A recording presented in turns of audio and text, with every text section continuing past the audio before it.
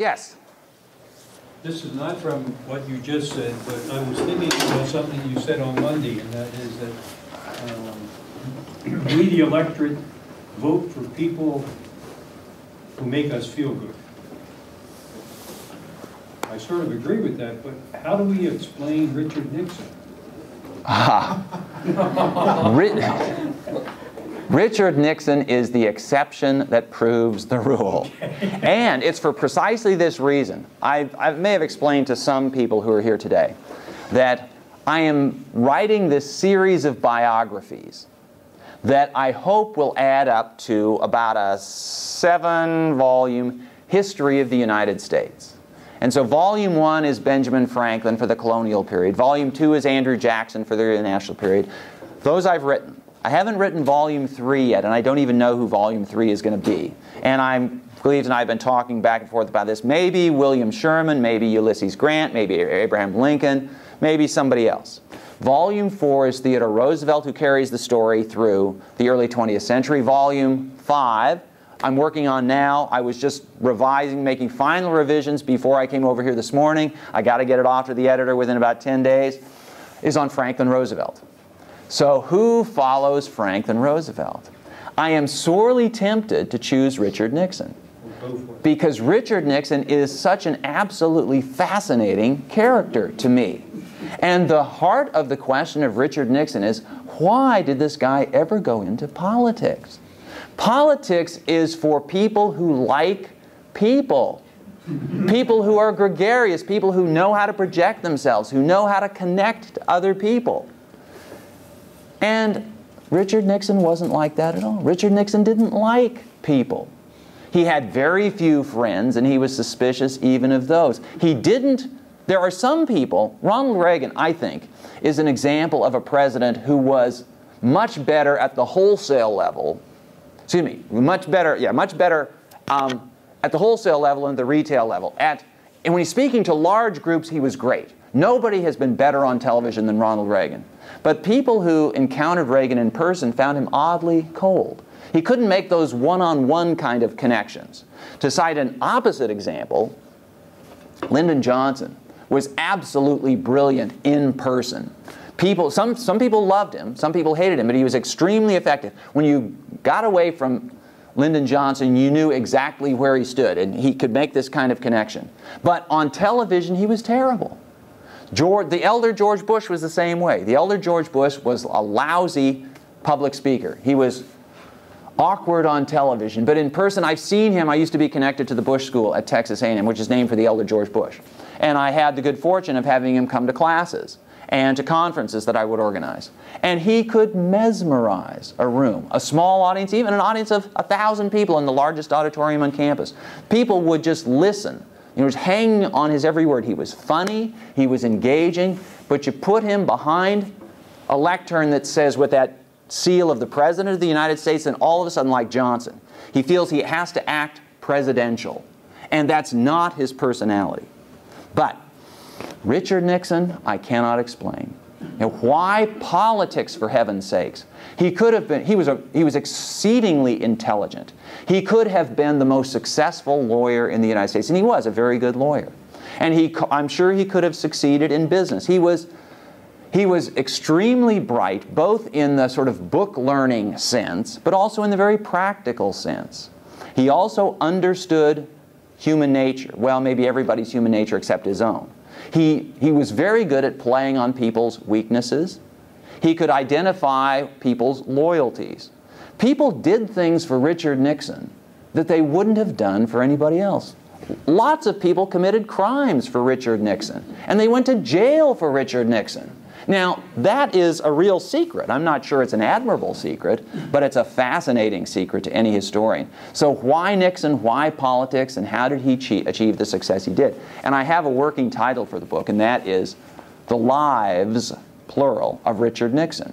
Because his story really is a case of somebody repeatedly refashioning himself. And just the fact that you remember not that long ago when Richard Nixon died. And he was honored as a great statesman. And everybody important wanted to be at his funeral.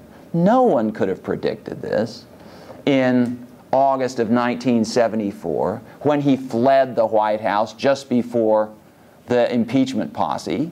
Yeah. But he had managed to recreate himself again. Anyway, I have the same question about Nixon that you do, and in my case it may take me writing a book to figure it out. Go for it. Okay, other questions? Yes? What's your prediction on the democracy, and as my understanding, you call him the greatest of the Wilsonians. What's your prediction as to where we come out on that? Do we keep going forward? As I understand this, the second inaugural, he not only argues the Wilson position, but argues that it's in our best interest. Yeah. This is one of the points that I made at Allendale yesterday. And in fact, it's going to be on the test that Gleaves is giving the students in his class who were there. My assessment of the history of American foreign policy is that American foreign policies, and definitely the successful American foreign policies, are those that balance what I call altruism with self-interest. Americans, for historical reasons, for reasons of the way we view ourselves, want to believe that what we do matters for people more than just ourselves. Historically, it has never been sufficient for Americans to say, this is in our interest and nobody else's. We don't care about the rest of the world. We care only about ourselves.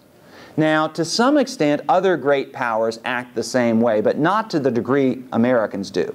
Americans insist that this must be good for other people. However, as Henry Kissinger said, diplomacy is not to be confused with philanthropy.